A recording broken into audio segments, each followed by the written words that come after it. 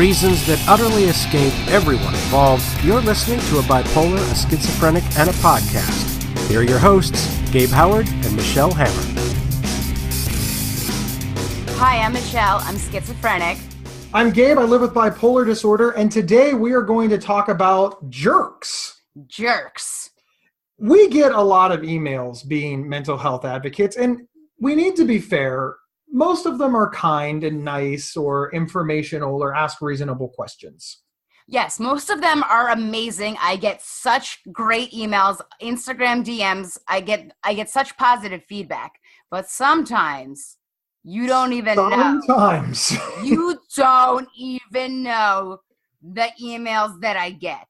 So we've decided that we want you to know. It becomes very easy to think, oh, well, they're just living their lives and everything's good and there's no pushback. Because in general, we try to keep this away from people so we don't flood our social media with, oh, look what this jerk wrote us. We try to be responsible, professional mental health advocates. Try, yes, try. Emphasis on try to be professional.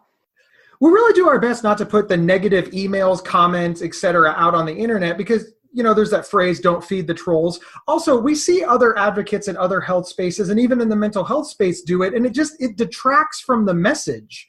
It doesn't stop the troll. It doesn't make the person who had the insult feel better, and it just makes everybody glob onto this idea that we're constantly under attack, which, I mean, I suppose we are constantly under the attack, but Michelle and I have tried to promote the positive. Promote the positive and quiet the haters. Haters gonna hate, right? Haters gonna hate.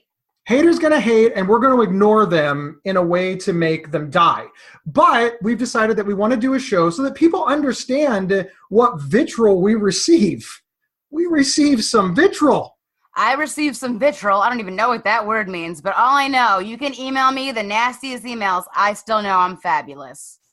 You are fabulous. We are going to start with an email that Michelle received about her website, Schizophrenic NYC. And we have edited these down a little bit. You know, a lot of times we receive these long, like 2,000 word missives to get to the point. So we're not going to spend all of our time reading this. But here is the edited version. This is truly a troubling sight. It plays right into the mythology of the unmedicated schizophrenic, which is so damaging. Lots of people hear voices. Lots of people have been given the schizophrenia diagnosis and aren't on psychiatric drugs and are great. I have no interest in talking Michelle out of her psych drugs, but the message that because she feels that she'll be on drugs for the rest of her life and that she can never travel or go on long vacations is the most depressing and terrible message to put out there. Why would you want to reinforce such terrible messages like this? Please reconsider what you're putting out there, Michelle. It's terribly harmful. Yes, I did receive that email, and it went on and on with me and this woman.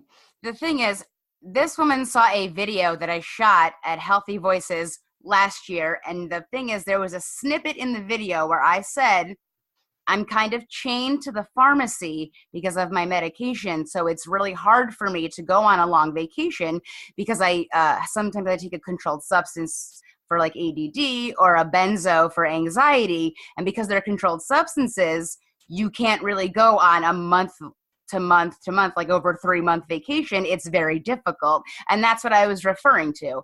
But this person interpreted as, I'm telling people with mental illnesses, they can't live their lives normally because of medication, or anyone with a mental illness can't live a normal life. That's what she was inferring from that little snippet in that little video. And if you watch the entire video, it is so uplifting. It is so inspirational. But she took one tiny line and turned my whole video into a huge negative thing.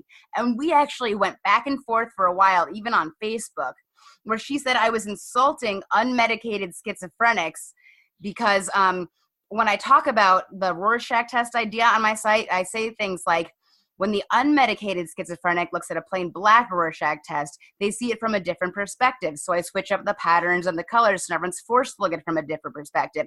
So she said I was insulting unmedicated schizophrenics. So backstory, why I started saying that was when I was first popping up, I said, When a schizophrenic looks at a Rorschach test, they see it from a different perspective, and then, went on.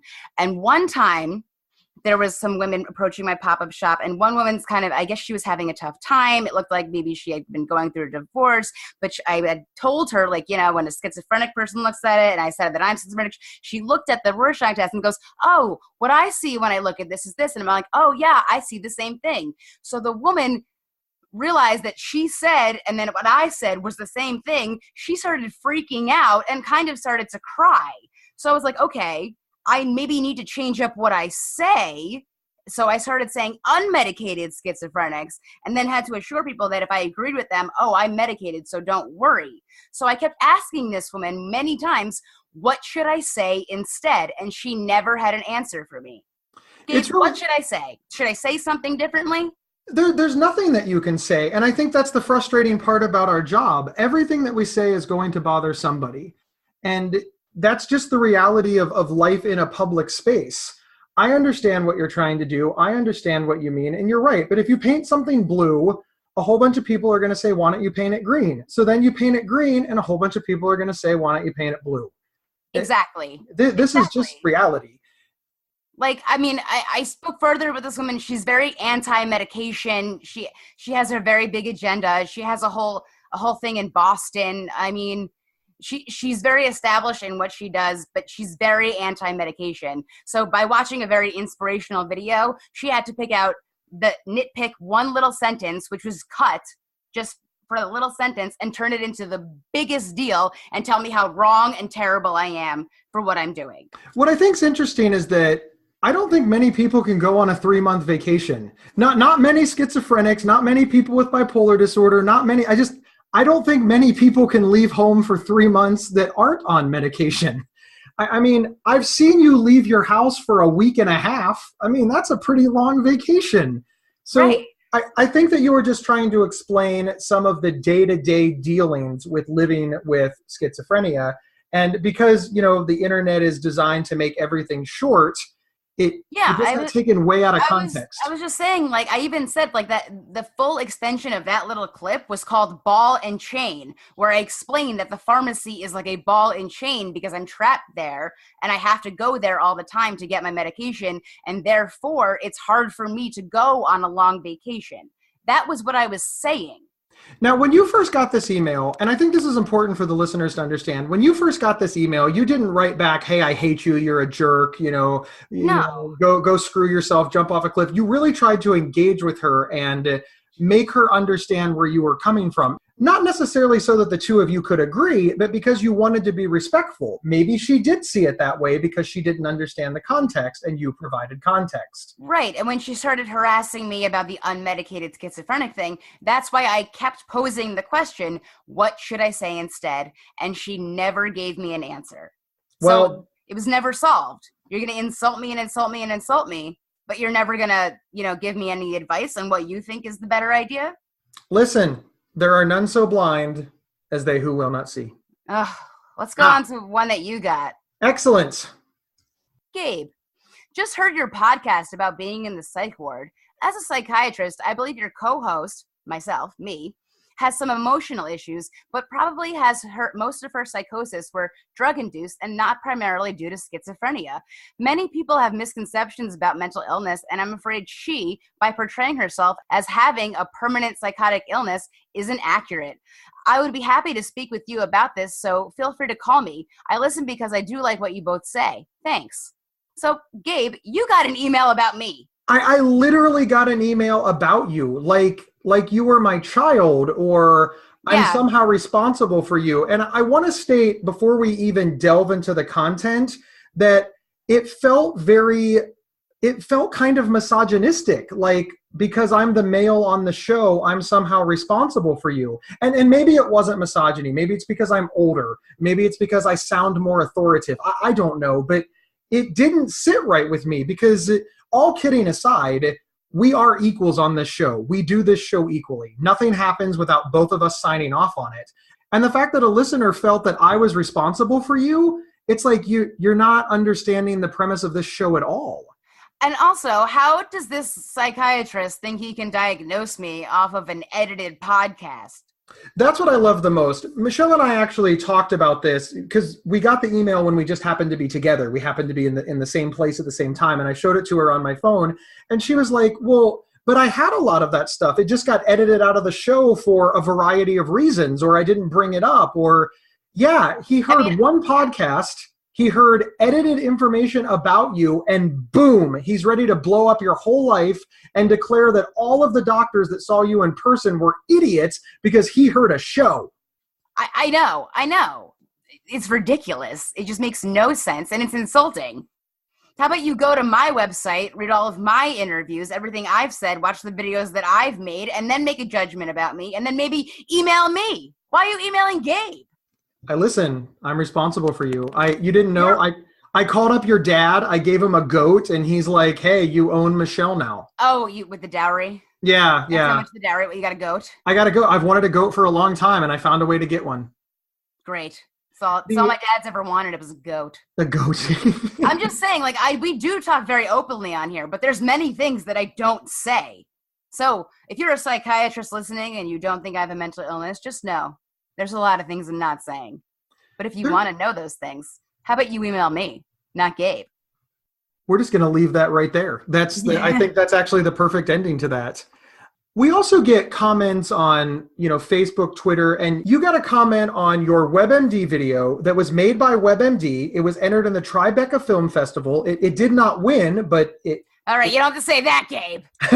But it was entered, and it was on WebMD's site, correct? Yes. So this isn't some video that you made with your cell phone. This had a lot of production value and was good enough to be entered in a festival. And this Not is just a comment. Entered top 9. Top 9. Excellent. You were in the top 9. The point is this was a quality video, high production value, made by WebMD, starring you or featuring you. It was like a mini documentary, and it was what it was. But here's the comment. What a faker. This woman does not have schizophrenia. She has psychosis. Actual schizophrenia is rooted in delusions, and word salad is very common. She would not be able to carry on a conversation like this. She went on to say in another comment a few steps down, you have a borderline personality with psychosis. I took psychology. 99% of the people I have seen with schizophrenia, all forms, had speech irregularities. Many couldn't even blink and had a flat affect. Your diagnosis is wrong. I have never heard such stigma in my entire life. That is the most stigmatizing comment that could ever be. I mean, do you think I'm not? I'm a faker? If I'm a faker, give me an Oscar, call me Meryl Streep, because I'm the best actor there ever was if I'm faking. And this person says, I took a psychology class. You took one psychology class?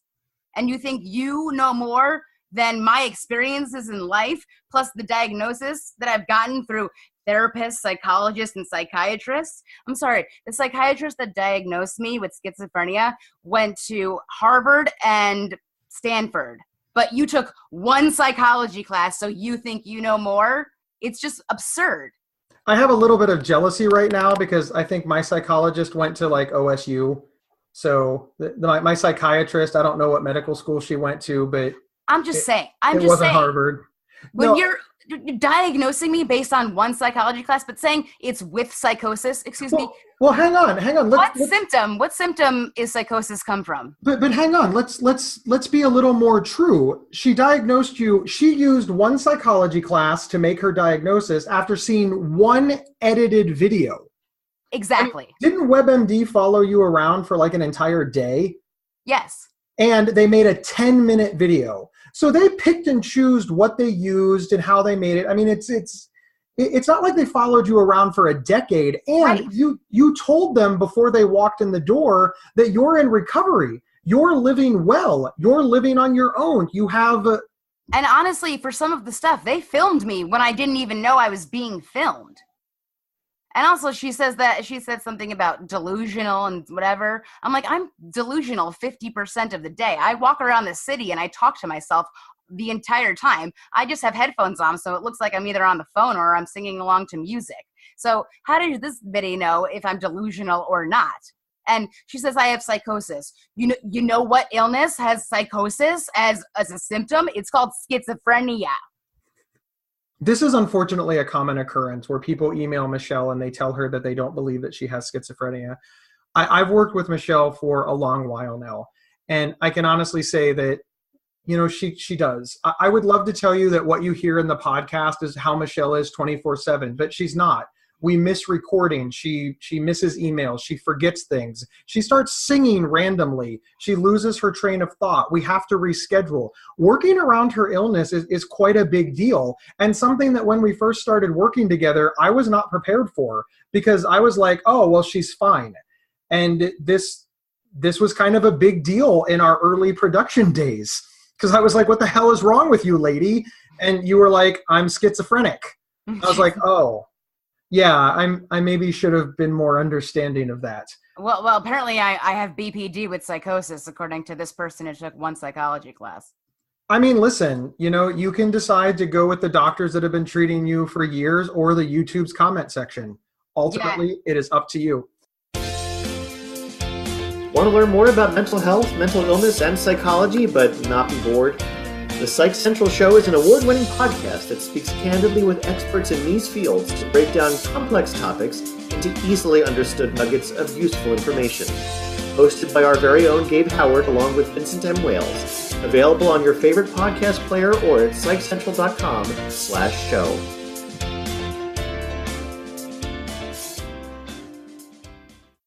All right, let's move on to another one. Oh, this one's a great one that you got, Gabe. To Gabe, your position on the Murphy Bill is why my son is dead. People like you caused my son to commit suicide. You have blood on your hands because you didn't bother to care about anyone but yourself. My son's name is blank, and I hope you regret what you've done. First of all, Gabe, that makes you seem like an awful person, but what's the Murphy Bill? The Murphy Bill was a bill introduced in 2016. It might have been introduced in 2015, but it's commonly referred to as the Helping Families in Mental Health Crisis Act.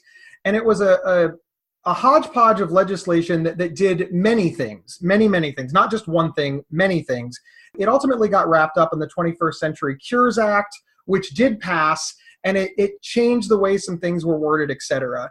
Back then, the thing that I didn't like and that I was responding to is that I felt very strongly that removing HIPAA protections, those are privacy protections, for people with mental illness is a slippery slope and is very dangerous. Because I don't want everybody and their brother to have access to my medical records just because I'm mentally ill. That makes sense to me. Yeah, and the second thing that I had a problem with is, while I do understand that the very, very sick may need forced treatment, I want there to be very clear guidelines for how that force works and when that force would stop. And I didn't feel like it really had it sussed out. It was just like, hey, if you have a mental illness, you have no privacy and you can be ordered into treatment by the government. And I felt that it just wasn't firmed up yet. This woman felt very strongly that if this bill were to pass, she would have been able to get her son the care that I do genuinely and honestly believe that he needed. She felt that this bill and this bill alone is what would have gotten him the care that her son needed. And then, of course, she's a mom mourning the death of her child. I mean... So she just kind of took her anger out on you. She absolutely took her anger out on me. And I don't even know that we can call it anger. I mean... Sadness, grief, guilt, devastation, frustration. And I don't know why I became the target, because I really am an ally. I want to save everybody. And I'm sorry that whatever article that she read made it seem like I was saying, oh, people with mental illness can do whatever they want and we don't need help. And I'm not saying that at all. I just want to make sure that people with mental illness don't get scooped up into the system and then never get out. Because I'm looking to create Gabe and Michelle's. I'm not looking to create people that are institutionalized or in case management. So do you think that she thought that her son should have been committed but wasn't committed or something? I think so. Obviously we did not have a good conversation because I decided that was one of the emails that I was not going to reply to. That's a good idea. So, what were you going to say? Like, sorry? Like, Yeah, I really felt like there was nothing that I could say. I drafted a couple of responses like, I'm really, really sorry about your loss, but believe me, I'm one of the good ones. Well, it makes it sound like I care more about me than I do about her son. And I certainly didn't want that. Listen, I've been doing this for a long time. I can say absolutely, this is the only email that's made me cry. It made me cry. That would make me upset too, honestly. I would get really upset by that. I get upset by all the negative emails, but I mean, that's a harsh one. That's a really harsh one. It really was. It was not a fun day. We'll just leave it at that. It was not a fun day. I did not reply. Now, ultimately, as the Murphy bill moved through, a lot of people had this criticism. And by a lot of people, I don't mean a lot of mental health advocates. I mean like civil rights lawyers, disability rights organizations, even hospitals were concerned that, hey, if you force somebody into treatment, who's going to pay for that?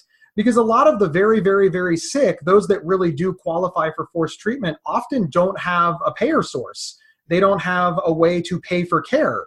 So if the government starts forcing people into treatment, somebody has to pay for that, and the government has yet to pony up money for this, or enough money for this. So it really did become a quagmire, and it was my attempt to suss these things out that really, I think, bothered her, because she saw me as an enemy to the ultimate passing. And that was not my goal. My goal was for something to pass that would work for the long term and save as many people as humanly possible. But listen, grief is a powerful thing. If I believed that somebody could come back to life if I ate a banana with the peel on, I'd try it. So in this woman's defense, if her sending me that email made her feel better, I think that it was probably worth it. But yeah, that's true. It did make me sad that she thought of me as the enemy, when I think of the enemy as all the people that don't know, all the people that don't care, or all the people that are in power that do know there's a problem and don't use their influence to do anything. I wonder if she emailed a few people. I have to imagine. Sometimes a lot of these emails come in the middle of the night, and I have to wonder, especially since we work in the mental health space, are these people just up all night sick and we just become easy targets because our websites are always up? Yeah. When do you get the majority of your emails, your mean ones? Random, completely random times. It could be like after I post something on LinkedIn, or I post something on Facebook, Instagram. You never know. Random times. I seem to get the mean ones overnight, and I got to figure that that's really indicative of people suffering. Let's change up and talk about a couple of emails that we have gotten about the show. We've gotten a few, but these are our two favorite ones. Michelle, you read the first one, and right when you're done, I'll read the second one. This is great.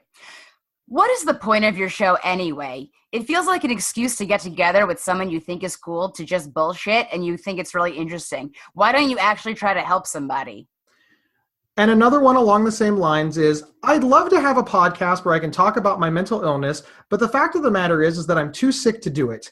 You two apparently aren't, and that's nice for you. I'm glad that someone with bipolar and someone with schizophrenia are doing a show together, but I just wish it wasn't so stupid. You two sound like smart people sometimes, but mostly the show is a waste of time. You could be using it to talk seriously about the state of mental health in America, or about medications or alternative therapies, but you're not. Oh, no. I know. Haters gonna hate. Well, I would advise those two people, don't listen anymore. Unsubscribe. Because if all we talk about is nonsense, unsubscribe. If you don't like listening to nonsense, don't watch reality TV either. That's true. But reality TV doesn't try to help anybody at all. I really do think that we do try to help people. We just do it in a very different way. I mean, I'm schizophrenic, and I show people that you can live completely normal life with schizophrenia. I mean, that's what I try to show. The normal Michelle? You're really dealing with normal? Normal enough. Normal enough. Live well with schizophrenia. That's what I'm trying to show people, but apparently not according to these people. I just bullshit around too much, that's what people kind of do when they talk. They just talk to each other. You want this to sound like a textbook show? I mean, why don't you just enroll in college and take a psychology class if that's what you want to hear, honestly? Or you could subscribe to the Psych Central show. And that's, first off, this is a show about a couple of people with mental illness just bullshitting. That's the point of the show. We're not trying to talk too deep because there's already just a ton of content that's too deep. I mean, all of PsychCentral.com has all the medical information that you could possibly want. The Psych Central Show podcast, hosted by a dashing gentleman named Gabe Howard and another dashing gentleman named Vincent M. Wales, that's the format of that show. It's all you can learn about a specific subject in 20 minutes, featuring experts. It's not even us. We wanted there to be a show by people with mental illness, for everyone. And yeah, we do think that it's interesting. We're not making people think it's interesting. Saying that you wish it wasn't so stupid really doesn't make any sense, because we really are a bipolar guy, a schizophrenic girl, having fun, talking about our lives. If you wanted us to hear like a bunch of smart, like intellectual, whatever, I don't understand what you're listening to us for. Yeah, it is out there, and I strongly encourage people to listen to it. Listen, the great thing about podcasts is this. They're for niche markets. The people who like us and the emails that we get that are positive, they're just like, listen, we love the idea of hearing the little things. You know, people that didn't know what a pain in the ass it is to fill medication. People that don't understand about sitting in a psychiatrist's office for an hour. People that didn't know what it was like to wait in the psych ward. Yeah, like you're hearing from two patients. But if you're calling us too stupid, do you want to hear from doctors? That show is out there. It's called the Psych Central Show. I highly recommend it. Exactly. Michelle, describe this show. What in a perfect world, because we're still getting started, and this feedback isn't completely unwarranted or mean. You know, the show is still taking on a life of its own, and we're still tightening things up and picking subjects and we're still learning. So we're not necessarily mad at this. Well, yeah, of course we're not mad. Everyone has criticism. I would prefer more constructive criticism. But I mean, really what I'm doing is I'm sharing my story. I'm just sharing my story of life, living, loving life with schizophrenia. And I'm sharing it with you, my story of recovery, my stories of growing up with schizophrenia. I mean, what else do you want to hear? Write in a question, maybe. Yeah, if you have a question, write to show@psychcentral.com, and Michelle promises to answer it no matter how invasive it is. That's true. I will answer all the invasive questions you want so that I do not sound stupid. I mean, in fairness, sometimes we do sound stupid. We do sound stupid sometimes, but I mean, is that our mental illness or just our personality? I think it's definitely our personalities. Yeah, that's really just our personalities. Yeah. It's Okay. not our mental illness. Okay, Gabe. Like, didn't somebody once send you, like, toilet paper or something? You got toilet paper in the mail, something like that? Literally, somebody overnighted me a box, and when I opened the box, it had toilet paper in it with a note that said, "You're full of shit." I thought it was hilarious. I laughed. How'd they get your address? You know, the internet has everything. I own a home, so it's not hard to find. Oh, okay. It didn't bother me. It didn't bother me at all. Did it bother your wife? It did bother my wife. It freaked her out a little that somebody could find us. I explained to her that, listen, whomever was mad at me, this is probably all they have. And this is really the first time I've talked about it publicly. And I received that toilet paper like 4 years ago. So hopefully that person is long since moved on to send toilet paper to another random person. And the toilet paper was really high quality. That is something that my wife appreciated as a perk of being a blogger. You know what? Yeah. You shit on that guy.